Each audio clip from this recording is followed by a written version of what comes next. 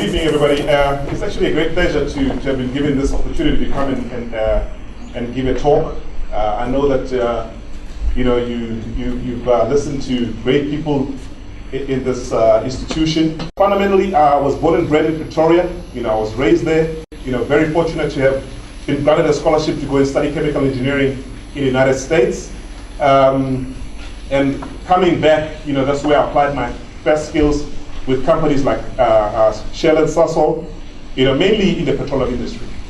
But I think, when I was invited, I just thought about, what am I going to talk about?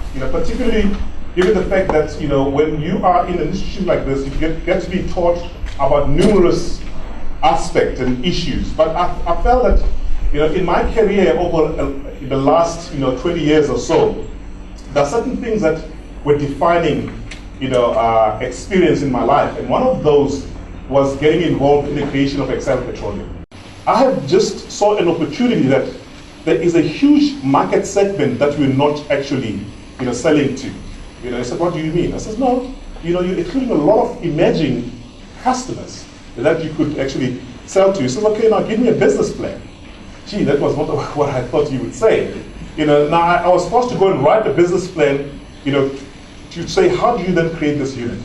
And in the process of doing that, I had a lot of learning in terms of insight of how you go about starting something new, putting a pro forma statement in place. And when I was then able to do that, and he then said to me, good plan, go ahead and do it. So I had to execute, But to cut a long story short, therein was the first seed that was planted for me to think about, you can do something from scratch. You don't have to deal with it with the existing stuff. And then this concept of Excel Petroleum came about, where we started now saying, we've got to be able to put up a consortium. But because I knew Sasol, and he was working for Engine at the time, he thought he could convince Engine to do this transaction. I said, but there was no synergies for Engine to do it. And the other guy was working for Shell. He said, let's talk to Shell. I said, Shell is not going to do it either. But I just know the guys who can do it. Sasol is the guy who will be able to do it. Eventually, I said, what?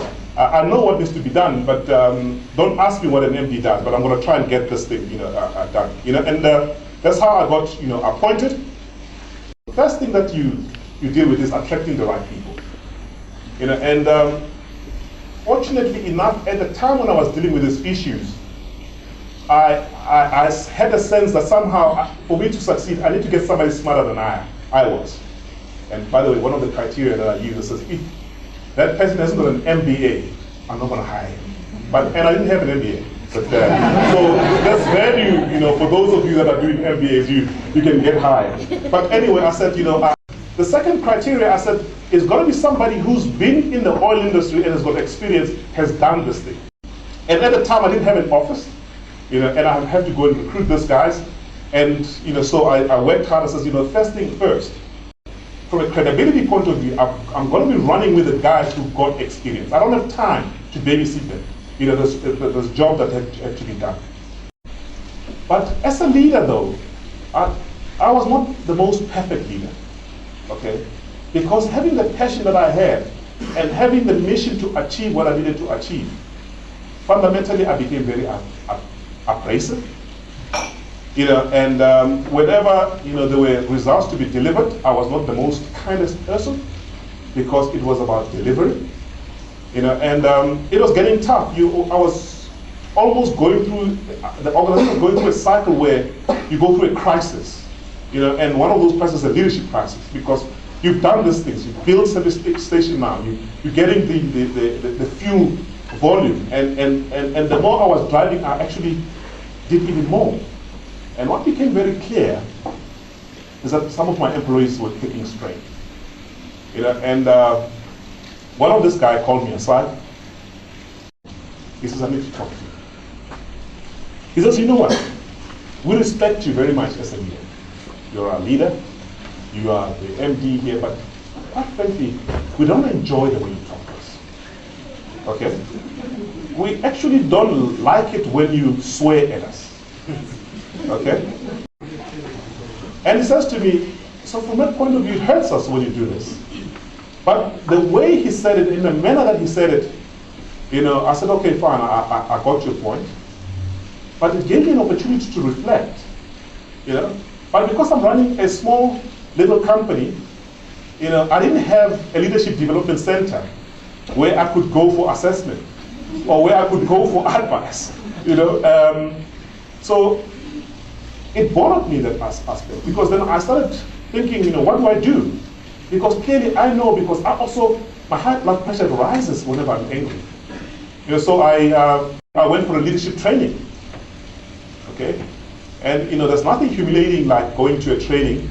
You meet people who don't know you from a bar of soap. You do your 360s, and as your 360s analyze, somebody begin to tell you, no, your problem, is this, and they just met you this morning, on a course. But I think the humbling experience, though, was that as they took me through my 360, because I had to give it to my employees and my direct reports, they gave me feedback.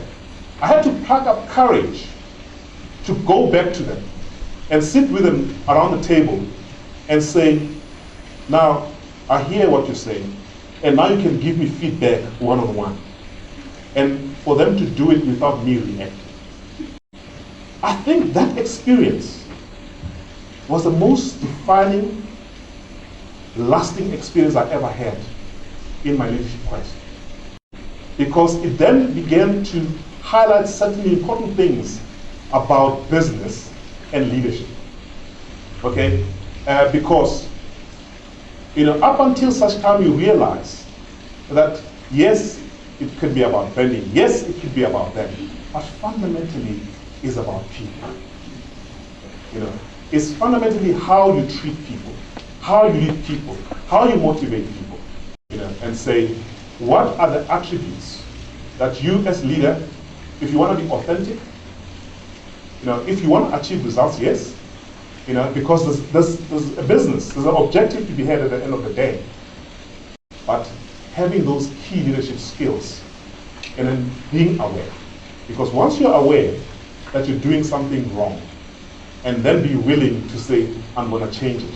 And once you change it, then you live up to that. It's not easy.